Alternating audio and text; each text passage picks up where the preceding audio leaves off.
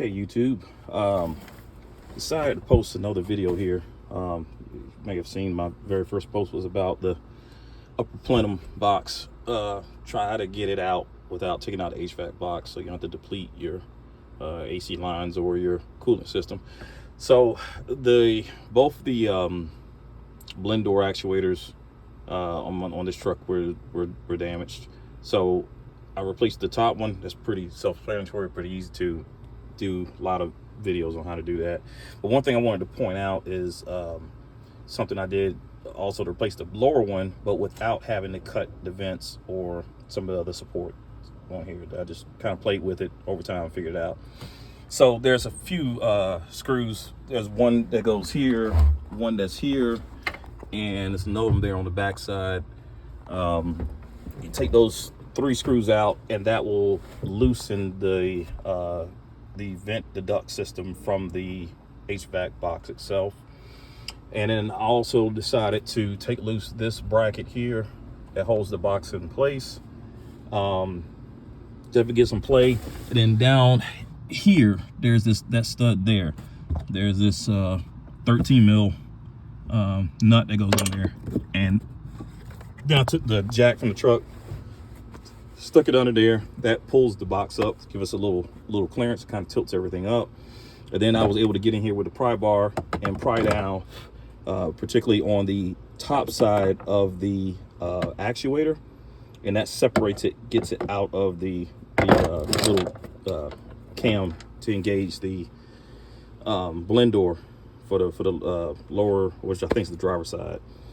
Once I was able to do that, just kind of had to really pry down on it pretty good. It seemed like the plastic, even with this truck being as old as it is 15 years old, it was real pliable, did not crack, split, break, nothing, didn't even bend, besides the pressure that I was putting on it at the time. So I was able to work it out. I kind of slipped the actuator out back across the back side of the vent in order to gain a little room to unplug the connector. Had to pull on it just a little bit because it seemed like it's taped down there. So I was able to get enough slack on there to be able to take loose the connector, put the new one back in. And put the new one back in, may seem a little tough too, but you can just work it around there once you get in place. Well, here's the big thing I guess I wanted to point out is that once I got the actuator in place, it was not lining up. So what I did is I went back here. I took apart the old actuator just to kind of see what was going on with it. And this one wasn't that bad. I see, is this the gear here? Nope, this one here. If you notice right here, this was causing some of the clicking, this broken tooth there. On my truck, both ones bad. This one obviously was not as bad. The passenger side was worse because it was clicking a lot.